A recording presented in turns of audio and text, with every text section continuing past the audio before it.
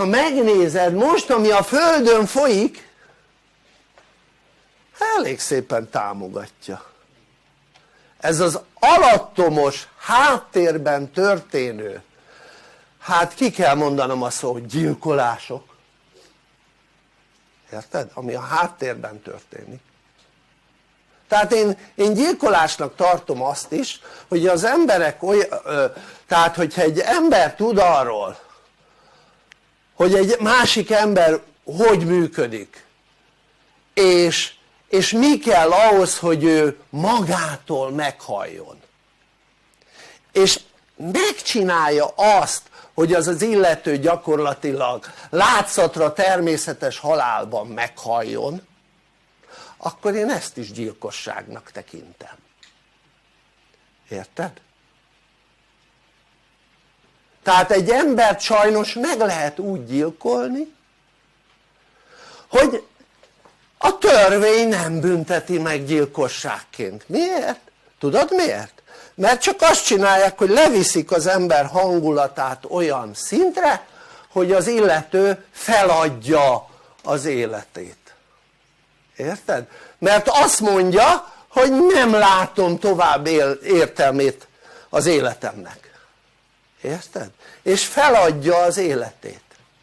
És ezt most én úgy látom, hogy mintha tömegekkel csinálnák. Érted? És ezt úgy hívják, hogy gyilkosság.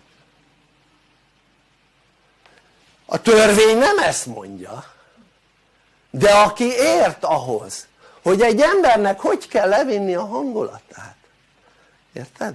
Hogy kell elérni azt, hogy egyre rosszabbul és rosszabbul érezze magát, és elérjék azt, hogy végül feladják az életüket az emberek, mert az ember hogy adja föl az életét?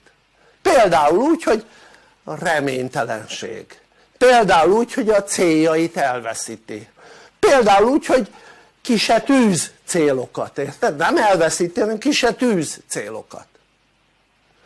Például úgy, hogy azt mondják, hogy teljesen mindegy, hogy hány éves vagyok, miért nem halok már meg?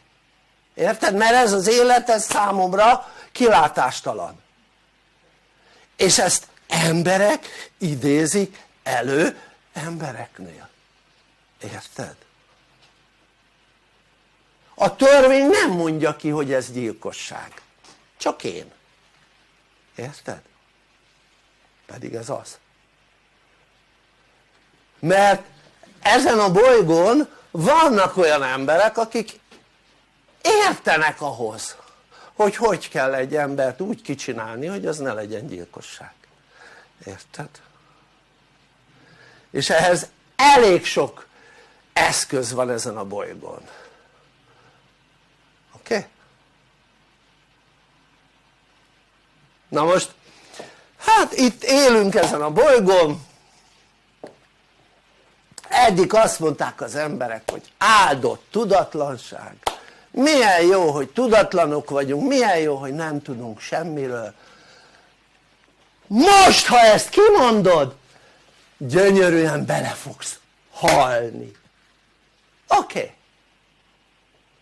Egy kicsit megváltozott a világ. Ennyi.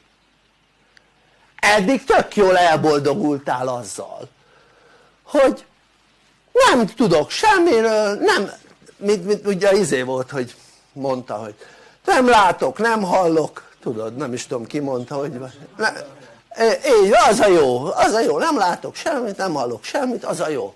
Na most, ha ezt csinálod, már pedig ezt csinálja a legtöbb ember, az azt jelenti, hogy ketyeg a életed végének az ideje. Oké? Okay? Tehát most pont nem tudod ezt megcsinálni, hogy ne tudj semmit, ne láss semmit, érted?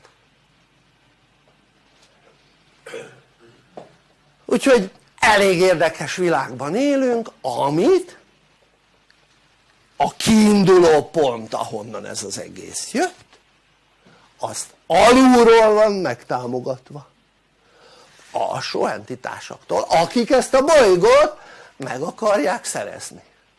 Csak ezzel egy gond van, hogy ezt a bolygót szét is lehet ám robbantani, mint ami már megtörtént a naprendszerben a Mars és a Jupiter között.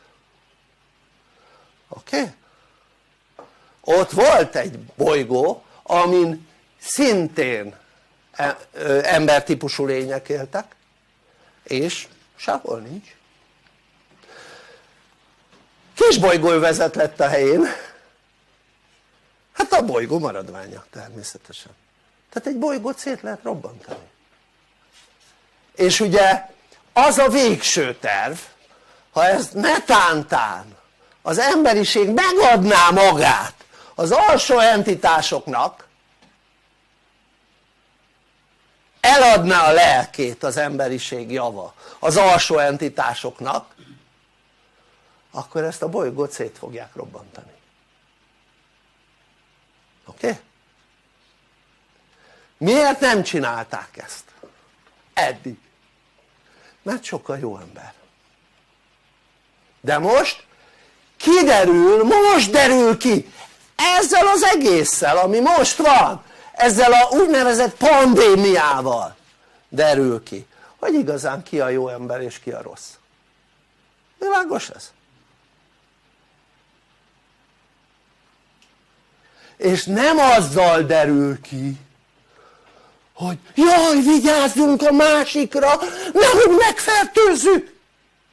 Nem ezzel derül ki. Maradjunk ennyibe, jó?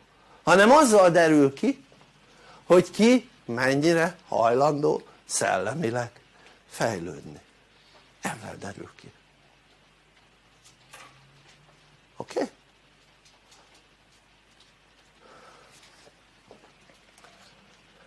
Itt tanulunk, nem, jellemzően nem ilyen dolgokról tanulunk, hanem olyan dolgokról, hogy a különböző élethelyzeteinket hogyan oldjuk meg.